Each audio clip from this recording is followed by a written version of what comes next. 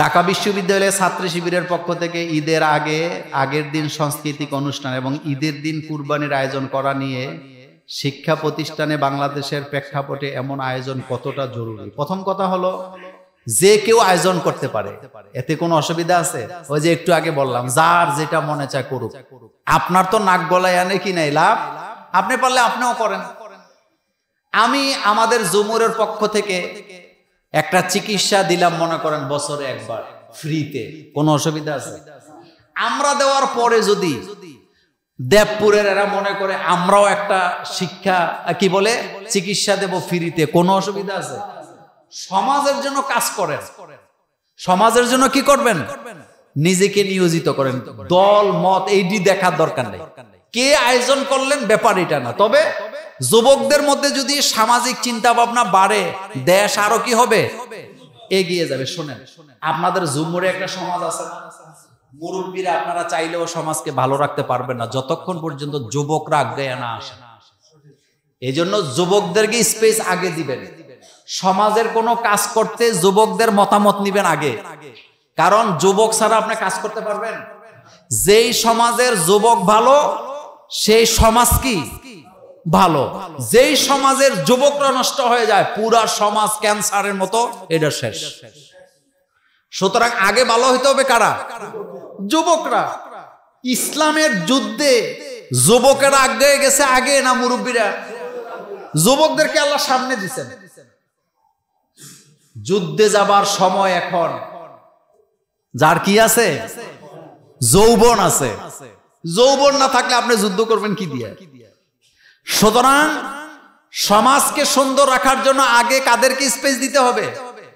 যুবক, যুবকদেরকে। আমরা কিন্তু যুবকদেরকে ডাকি না, কোনো কাজে ডাকি না।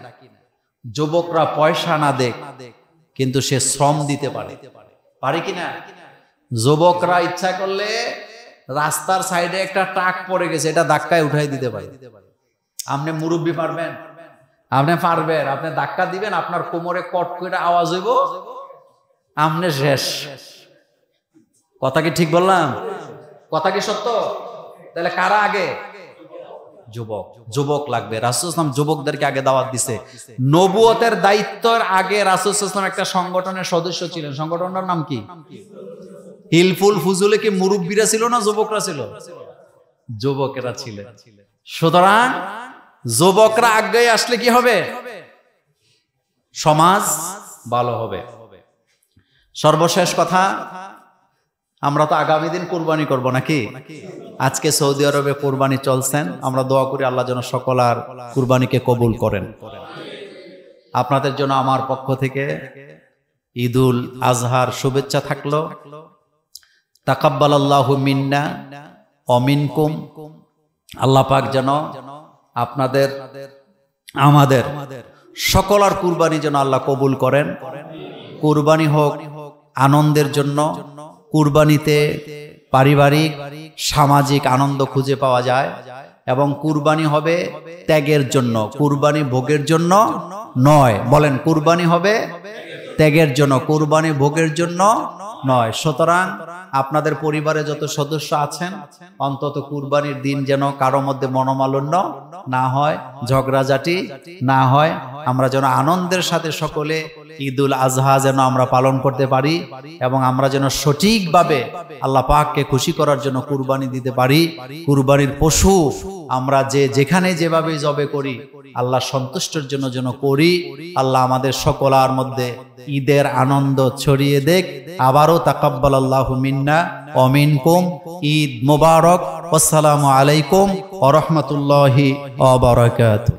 কুরবানির গোশত কতদিন ফ্রিজে রাখা যাবে? যতদিন রাখা যায়, যতদিন রাখা যায়। গোশতের স্বাদ, গন্ধ, মজা যতদিন ঠিক থাকবে ততদিন কি রাখা যাবে। তবে একেবারে রান শুদ্ধা নিয়ে ফ্রিজে ঢুকেন না, মানুষে দিয়েন। কুরবানি কি শুধু নিজে খাওয়ার মধ্যে আনন্দ না, দেওয়ার মধ্যে আনন্দ? দেওয়ার মধ্যে। একটা কথাই তো আছে, ভোগে সুখ নাই, সুখ হইল কি ত্যাগে। এই জন্য মানুষকে দিবেন। অপসংস্কৃতি পরিহার করে সুস্থ সংস্কৃতির আয়োজন করেছেন দনুয়াখলা গ্রামবাসী। এমন আয়োজন আপনি কিভাবে দেখছেন? দেখেন, ইসলামী সংস্কৃতি বলতে একটা সংস্কৃতি আসেনি। সংস্কৃতির শব্দের অর্থ আমরা জানি না। আমাদের বাংলাদেশে সংস্কৃতির অর্থ মনে করে যারা গান গায়, যারা নাটক করে, যারা সিনেমা বানায়, সিনেমা করে, অভিনয় করে, তাদেরকে আমরা বলি সাংস্কৃতিক কর্মী। বলি কি বলি না? অথচ সংস্কৃতি শব্দের অর্থ হলো নম্রতা, ভদ্রতা, আদব কায়দা যাদের মধ্যে আছে, এটাই সংস্কৃতি। এটা কি? যেমন আমরা যে পোশাক পরে আছি, এটা একটা সংস্কৃতি না? আমরা যে টুপি মাথায় দিছি, এটা একটা সংস্কৃতি। আমরা যে দাড়ি রাখছি, এটা কি? আমরা যে সালাম দেই, এটা কি সংস্কৃতি? এই যে বাচ্চারা বড়দেরকে সম্মান করে, এটা সংস্কৃতি। বড়রা বাচ্চাদেরকে আদর করে, স্নেহ করে, এটা কি সংস্কৃতি? যে আপনারা আদবের সাথে নীরবে বসে আছেন, এটা কি সংস্কৃতি? কিন্তু আমাদের দেশে সংস্কৃতি বললেই মনে করে নাচ, গান, এগুলা আসেনি? আছে। আরেকটা কথা বলি, ইসলামী সংস্কৃতি দারুণ মজার জিনিস। সংস্কৃতি দিয়েই আল্লাহ মানুষ তৈরি করছে। হাসি কান্না দিয়ে মানুষ তৈরি করছে কে? মানুষকে সারা জীবন খালি কাঁদে নাকি হাসেও? মানুষকে সারা জীবন খালি হাসেই না কান্নাও করে? এভাবেই তৈরি করছেন কে? আল্লাহ পাক। সুতরাং আমাদের দেশে এই যে অপসংস্কৃতি, পশ্চিমা সংস্কৃতি যে আমাদের উপরে ভর করেছেন, ছেলেরা হাফ প্যান্ট পরে, মেয়েরা প্যান্ট পরে, এগুলা কোত্থেকে আসছে? পশ্চিমা থেকে আসছে। এই সংস্কৃতি থেকে আমাদেরকে বেরিয়ে আসতে হবে, নোংরামি থেকে আমাদেরকে বেরিয়ে আসতে হবে। আর বেরিয়ে আসতে হলে ইসলামী সংস্কৃতির প্রভাব ঘটাইতে হবে। কথায় কথায় বিসমিল্লাহ বলা ইসলামী সংস্কৃতি, কথায় কথায় ইনশাআল্লাহ বলা ইসলামী সংস্কৃতি, কথায় কথায় মাশা আল্লাহ বলা এটা ইসলামী সংস্কৃতি, কথায় কথায় আল্লাহর নাম নেওয়া এটা কিসের সংস্কৃতি? সুবহানাল্লাহ বলবেন না? এটা হলো আসল সংস্কৃতি। সুতরাং আমার গান, আমার ছন্দ, আমার কবিতার মধ্যে ইসলাম থাকা লাগবে। কি থাকা লাগবে? হযরত ওমর রাদিয়াল্লাহু তাআলা একজন বিশ্বমানের কবি ছিলেন। কি ছিলেন? হযরত ওমর কবিতা রচনা করতেন, রাসূল সাল্লাল্লাহু আলাইহি ওয়াসাল্লাম সেখানে শুনতেন। হযরত ওমর রাদিয়াল্লাহু তাআলা অসংখ্য সাহাবাদেরকে নিয়ে কবিতা লিখেছেন, অসংখ্য সাহাবাদেরকে নিয়ে। সুতরাং কবি, কবিতা এগুলা ইসলামের একটা অংশ। এগুলা ইসলামের কি? আর কোরআনকে আল্লাহ পাক গদ্য এবং পদ্য আকারে নাযিল করছে। সুবহানাল্লাহ বলবেন না? কোরআনকে আল্লাহ গদ্য এবং পদ্য আকারে, সূরা বাকারা যদি তেলাওয়াত করেন মনে হবে যেন এটা একটা গদ বাঁধা জিনিস আল্লাহ নাযিল করেছেন। আবার সূরা ইউসুফ যদি আপনি পড়েন আপনার কাছে মনে হবে এটা কি একটা ইতিহাস।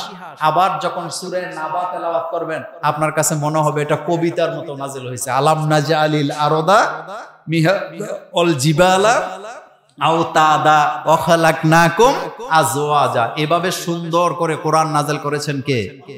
আল্লাহ পাক। সুতরাং আমরা মুসলমান, আমাদের সংস্কৃতি আমাদের মতো হবে। সুতরাং এই আয়োজনকে আমি সাধুবাদ জানাই এবং আপনাদেরকেও দাওয়াত দিলাম, আপনারা সকলে ওখানে যেতে পারেন। আমাদের ফয়েজ ভাই সে আয়োজন করেছেন। ফয়েজ ভাইরে চিনেন তো আপনারা? ফয়েজ ভাইকে আল্লাহ হায়াত দারাজ করুক। ডিভোর্সের 4 বছর পর পূর্বের স্বামীর কাছে বিয়ে না করে ফেরত যাওয়া, ডিভোর্সের 4 বছর পর পূর্বের স্বামীর কাছে বিয়ে না করে ফেরত যাওয়া যাবে কিনা শুনেন। প্রথম কথা হলো তালাক আল্লাহ পছন্দ করে না। কে পছন্দ করে না? তো আল্লাহ যেটা পছন্দ করে না এটা কি মুমিন পছন্দ করা উচিত? না। এই জন্য মুমিন কখনো তালাক করে না। যাদের ঈমান ঠিক আছে তারা কথায় কথায় তালাক দেয় না। যাদের ঈমান নাই তারাই কথায় কথায় তালাকের হুমকি দেয়। তালাকটা ঘৃণিত হালাল, তার মানে একটা রাস্তা রাখা হয়েছে। যদি তালাকের ব্যবস্থা না থাকতো তাহলে সমাজে ফিতনা আরো কি বাড়তো। এজন্য কোনো কারণে কোনো ক্রমেই স্বামী স্ত্রীর মধ্যে মিলের আর কোনো রাস্তা নাই, তখন যায় তালাকের ব্যবস্থা, তাও এটা অপছন্দ করে কে? কারণ স্বামী স্ত্রীর সম্পর্কটা তৈরি করছে কে? আল্লাহ পাক বলছেন হুন্না লিবাসুল লাকুম ওয়া আনতুম লিবাসুল লাহুন্না। আরেক জায়গায় আল্লাহ পাক বলছেন ওয়া খালাকনাকুম আজওয়াজা, আমি তোমাদেরকে জোড়া করে তৈরি করছি। প্রত্যেক জিনিসের জোড়া আসেনি। সমুদ্রের মধ্যে ডলফিন একা থাকে না, জোড়া জোড়া থাকে। সমুদ্রের মধ্যে তিমি মাছ একা থাকে না, জোড়া জোড়া থাকে। কবুতর একা থাকে না, জোড়া জোড়া থাকে। এরপরে দোয়েল পাখি বলেন, ময়ূর বলেন, একা থাকে না, দুইটা দুইটা থাকে। পৃথিবীর সমস্ত প্রাণীকুলকে আল্লাহ জোড়ায় জোড়ায় তৈরি করছেন। আপনি একটা পাবেন না এক জায়গায়, দুইটা পাবেন। পাখি কয়টা একসাথে?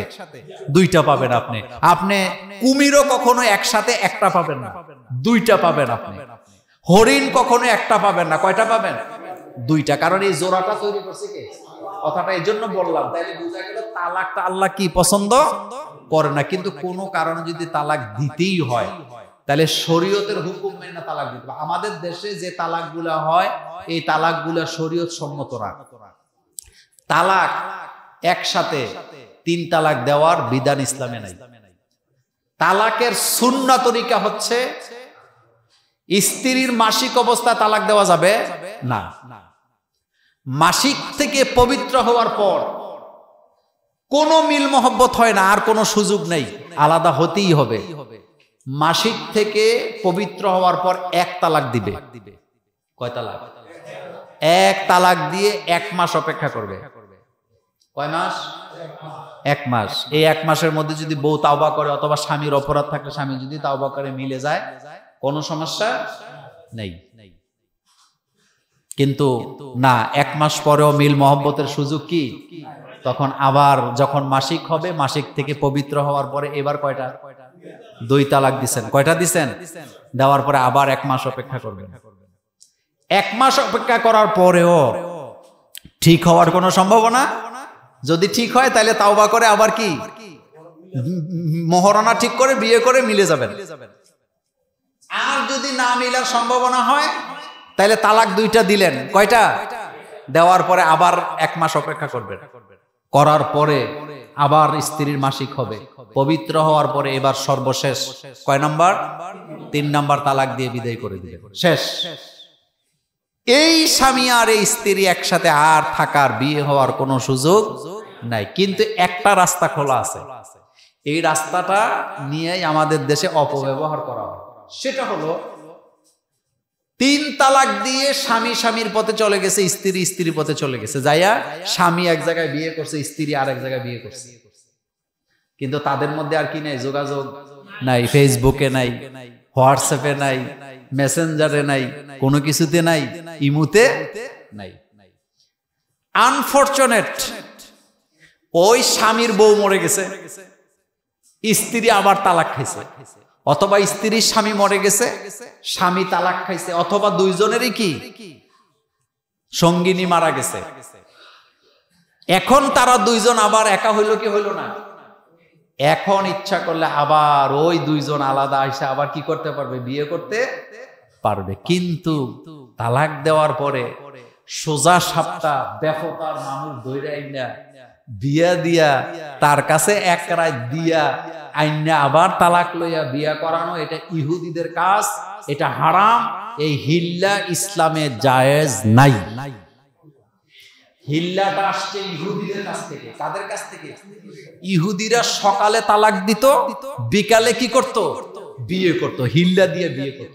এটা ইসলামের সাথে সম্পর্ক। রাসূল সাল্লাল্লাহু আলাইহি ওয়াসাল্লাম অসংখ্য হাদিসে বলছেন, যারা হিল্লা দেয়, যারা হিল্লা নেয়, তাদের উপরে আল্লাহ লানত করেছেন, আল্লাহ রাসূল লানত করেছেন, আল্লাহর ফেরেশতারাও লানত করেছেন। এখন আসেন, ডিভোর্সের পরে যতক্ষণ পর্যন্ত স্বেচ্ছায় অন্যত্র বিয়ে হইয়া সেখান থেকে তালাক প্রাপ্তা বা বিধবা না হয়ে আসে, ততক্ষণ পর্যন্ত তালাকের পরে আর বিয়ের কোনো সুযোগ ইসলামে নাই। কিন্তু আমাদের সমাজের অবস্থা এতটাই খারাপ হয়ে গেছে, এখন তালাক দেয় আবার সংসার করে, তালাক দেয় আবার সংসার করে। তালাক দেওয়ার পরে মনে হয় সন্তান আছে, ছেলে আছে, মেয়ে আছে। তো তালাকের আগে তোমার এটা মনে ছিল? একটা কথা বলি, শোনেন। বীর পুরুষ কখনো স্ত্রীকে তালাকের ভয় দেখায় না। অযোগ্য কাপুরুষেরা স্ত্রীকে তালাকের ভয় দেখায়। সতী সাধবী নারী কখনো স্বামীর কাছে তালাক চায় না। অসৎ চরিত্রহীন তারাই স্বামীকে কথায় কথায় বলে, তুই আমারে ছাইরা দে। এমন বেয়াদব আসেনি? এগুলো অপছন্দ করেন কে? আল্লাহ পাক। সুতরাং এর থেকে সাবধান। আপনি স্ত্রীর সাথে ঝগড়া লাগছেন, আপনি তারে হালকা মারেন, আপনি তারে শাসন করেন, কোনো সমস্যা নাই। কিন্তু তালাক তালাক বলতে হবে কেন? আর তালাক এত ঠুনকো একটা জিনিস, হাসি তামসা করে তালাক দিলেও কি তালাক, হাসি তামসা করে কাউরে বিয়ে করলেও বিয়ে হয়ে যাবে। এজন্য হাসি তামসা চলবে না।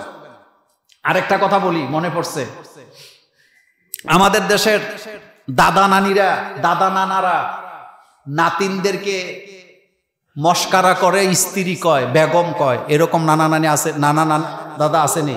হারাম, হারাম। দাদা নানা তাদের জন্য নাতিন বিয়ে করা হালাল না হারাম? হারাম। তো মস্কারা চলে কেমনে? মস্কারা কেমনে চলে?